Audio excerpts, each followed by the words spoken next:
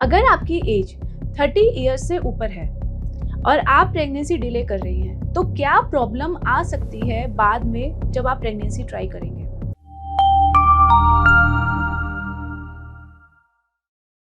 क्या आप मैरिड हैं और आपकी एज 30 ईयर्स से ऊपर है और आप अभी प्रेगनेंसी नहीं चाह रहे हैं। आप ये सोच रहे हैं कि पहले आप अपने करियर में आगे बढ़ेंगे और फिर आप प्रेगनेंसी प्लान करेंगे। स्पेशली फॉर फीमेल्स, जो महिलाएं काम करती हैं और वो अभी बेबी नहीं प्लान कर पा रही हैं क्योंकि उनको अपने करियर में आगे बढ़ना है। तो आप मेरी वीडियो ज़रूर देखिएगा क्योंकि मैं इस वीडियो में आपको बताने जा रही हूँ कि एज के साथ आपकी फर्टिलिटी कैसे इफेक्ट होती है। नमस्कार, मैं हूँ डॉक्टर रश्मि अग्रवाल। मैं गुड़गांव में सीनियर फर्टिलिटी कंसल्टेंट हूँ। चलिए स्टार्ट करते हैं। अगर आपकी एज 30 ईयर्स से ऊपर है और आप प्रेगनेंसी डिले कर रही हैं, तो क्या प्रॉब्लम आ सकती है बाद में जब आप प्रेगनेंसी ट्राई करेंगे। चलिए मैं आपको बताती हूँ एग काउंट के बारे में।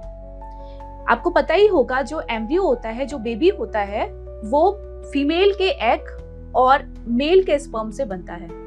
अब ये जो एग्स होते हैं, ये फीमेल की बॉडी में कैसे चेंज होते हैं, कैसे बनते हैं। जब एक छोटी बच्ची पैदा होती है तो एक निर्धारित अमाउंट में जो एग्स होते हैं वो बन चुके होते हैं। उसके बाद जब उसका मेनार्की यानी जब पीरियड आना शुरू होता है 12 से 13 साल की उम्र में, तब हर महीने 400 से 500 अंडे डिस्ट्रॉय होते हैं और फिर ओव्यूलेशन होता है। तो धीरे कर करके ये जो मिलियंस में एग होते हैं at the time of birth, वो कम होते जाते हैं and after the age of 30 ये बहुत ज़्यादा तेजी से फॉल होते हैं।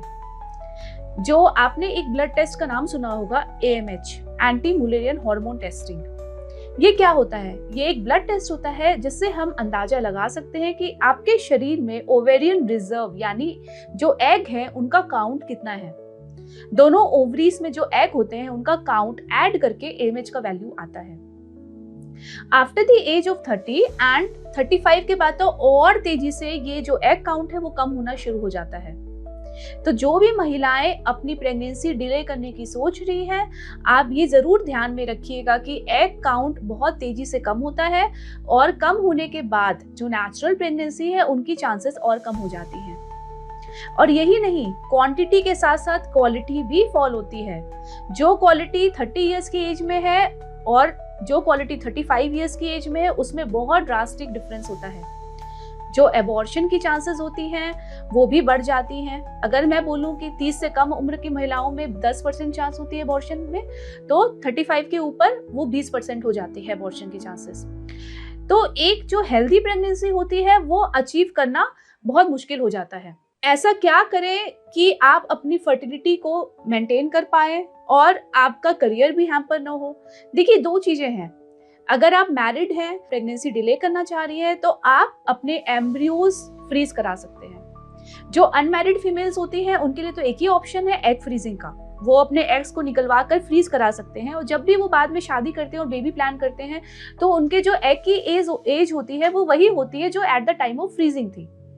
तो क्वालिटी भी वही होती है। अगर आप मैरिड हैं तो इससे अच्छा ऑप्शन होता है एम्ब्रियो फ्रीजिंग का। एम्ब्रियो फ्रीजिंग में आपके पार्टनर के स्पर्म्स को लेकर हम इक्सी करके एम्ब्रियो को बना लेते हैं आपके एग से और फिर उसको फ्रीज कर सकते हैं। बाद में जब भी आप प्रेगनेंसी प्लान करोगे, अगर प्रेगनेंसी प्लान करने में कोई प्रॉब्लम आ रही है या प्रेगनेंसी नहीं लग रही है, तो आप इन एम्ब्रियोज को अपने यूट्रस के अंदर ट्रांसफर करवा सकते हो। तो ये एक बहुत अच्छा ऑप्शन है उन लेडीज के लिए जो अपनी प्रेगनेंसी डिले कर रही है बिकॉज ऑफ एनी रीजन।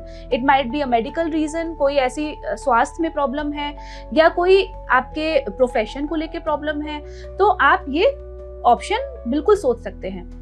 तो एज के साथ साथ फर्टिलिटी बहुत ड्रास्टिक फॉल होती है और अगर इसको समझ लिया जाए पहले से, अगर आपके अंदर इस चीज की जागरूकता पैदा हो जाती है, तो आप जरूर इसके बारे में सोचेंगे और इसके बारे में सोचकर आप अपनी प्रॉब्लम को सॉल्व कर सकते हैं।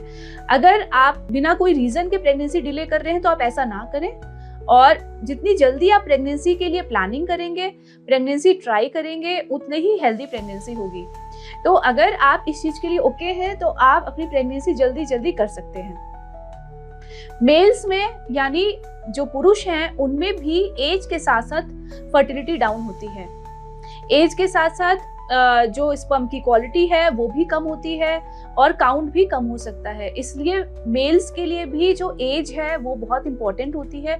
ऐसा नहीं है कि सिर्फ फीमेल्स की जो एज है वही फर्टिलिटी को डाउन करती है, जो मेल्स हैं उनकी एज भी फर्टिलिटी को बहुत ज़्यादा डाउन कर सकती है। तो मेल्स के लिए भी एक सही उम्र में पिता बनना अच्छा रहता है। अगर आप इन चीज़ के बारे में सोचेंगे तो आप ज़रूर अपनी फैमिली प्लानिंग कर सकते हैं। आशा करती हूँ मेरी ये वीडियो आपके लिए लाभदायक होगी। Wishing you all the best, happy pregnancy and happy parenthood.